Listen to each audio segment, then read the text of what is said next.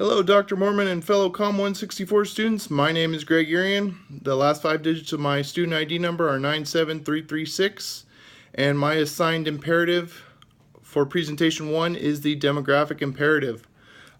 Before I begin, I'd like to give a definition of the word demographic. This will help me in my explanation and your understanding of these concepts as I work through them. According to Merriam-Webster's online dictionary, demographics are, quote, the statistical characteristics of human populations, for example, age or income, used especially to identify markets, end quote. This definition of demographics relates to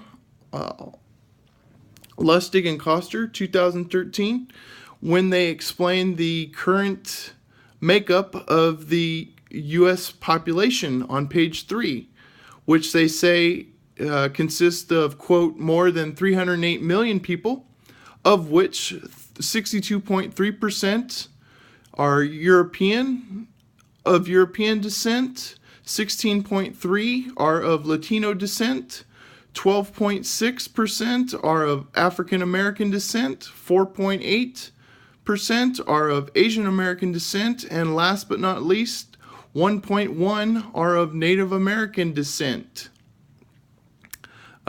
Secondly, I'd like to give the definition of intercultural communication.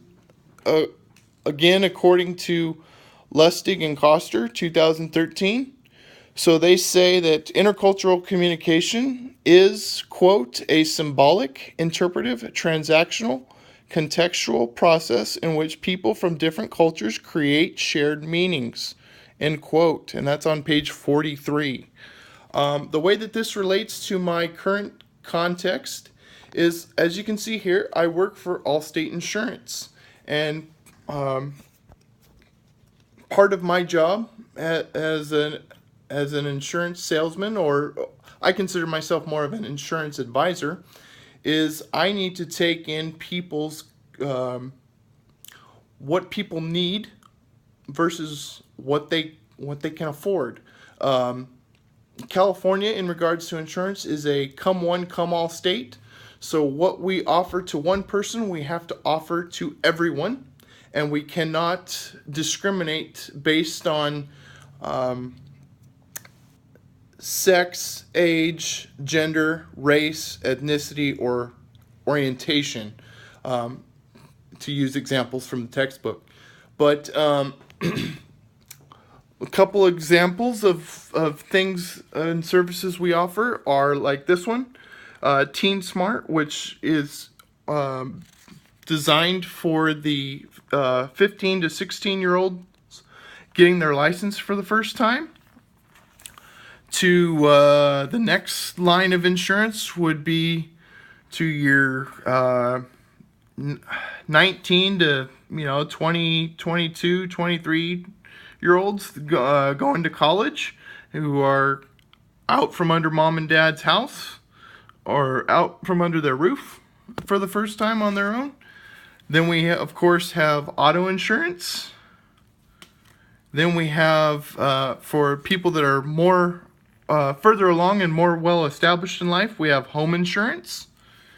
And then for either people starting out, or people starting a family, or those more well established that want to protect their financial well-being, we have life insurance. So part of my job here is, and the way that this relates to intercultural communication, is I have to be able to adapt my communication style to, based on who I'm dealing with. For example, when I talk to the 16-year-old getting their license for the first time, I can afford to be a little more playful and a little more welcoming to help calm them down, or bring them to the realization that getting your driver's license is a serious thing and they need to treat it as such. Another example would be somebody buying their home for the first time. when talking home insurance, these people are tend to be better established, a little older. So I need to be a little more serious and a little more direct and to the point when talking to them. So this concludes my presentation about how intercultural communication relates to me and my current context. So thank you very much. Bye-bye.